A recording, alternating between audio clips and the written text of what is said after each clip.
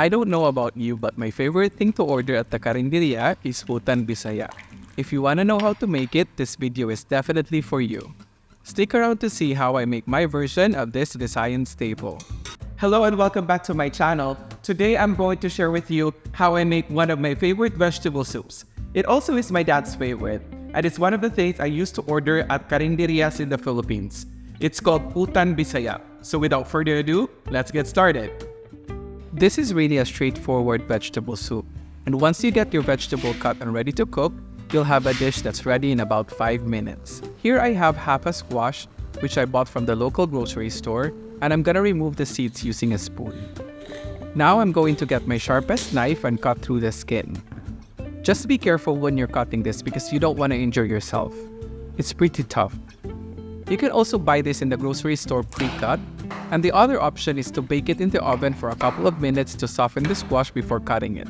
But I don't like doing that because I want to be able to gauge the perfect consistency for all of my vegetables in this dish. I then proceed by cutting it into cubes and then set it aside in a plate.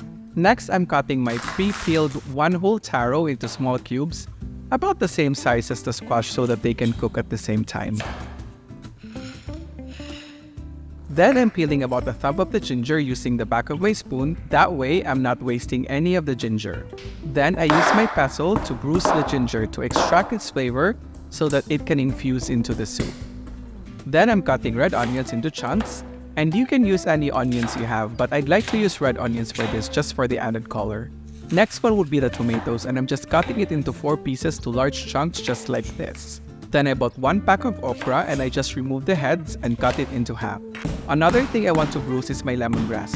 Here I have 2 pieces which I'm bruising using my pestle, and I remove the outer layer. I then use my knife to cut the roots. And then, to wrap it, you can use a kitchen twine or you can just wrap it in itself, just like this. I also have washed green beans which I also add into the soup. But if you have access to long beans, use that instead. And lastly, I've defrosted frozen malunggay and alugbati because I don't have fresh ones available. So if you have that, that would be highly preferred. Now it's time to cook. So in a pot of boiling water, I add the ginger and the lemongrass. And then I let it boil for 10 minutes. After 10 minutes, you'll have a soup that looks yellowish in color. That just means that the flavors of the lemongrass and the ginger is now infused into the soup. And it's time for us to add some of the vegetables. So I'll start with the onions, tomatoes, taro, and squash.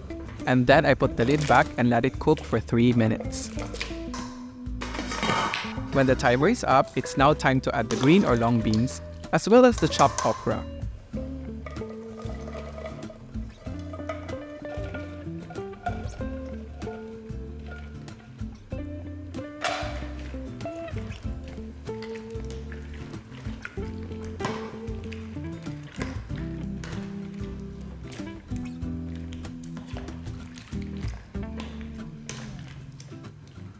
When the vegetables are now cooked to perfection, turn off the stove.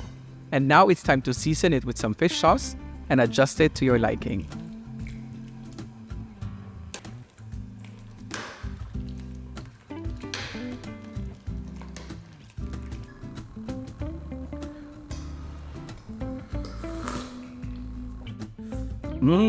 Just like home. Then, all that's left to do is add the malunggay and alugbati and then give it a final mix. And as simple as that, you'll have a homemade version of Utan Bisaya.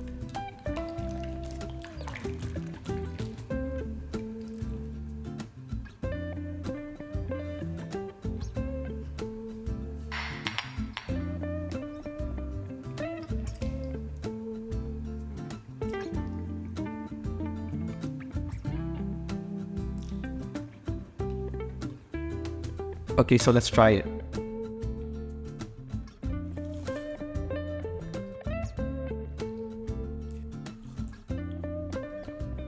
It's so good, guys. What I really like about it is that we didn't really use vegetable broth or chicken broth. We made the broth from scratch, and the flavors really just comes out from the vegetables. And what's great about it is that people really have preferences when it comes to Utan Bisaya. I like my okra a little overcooked. If you haven't already, click like, subscribe, comment, do everything, guys, okay? It really just helps me maintain this channel. I hope you enjoyed this video, and I'll see you on the next video. Bye!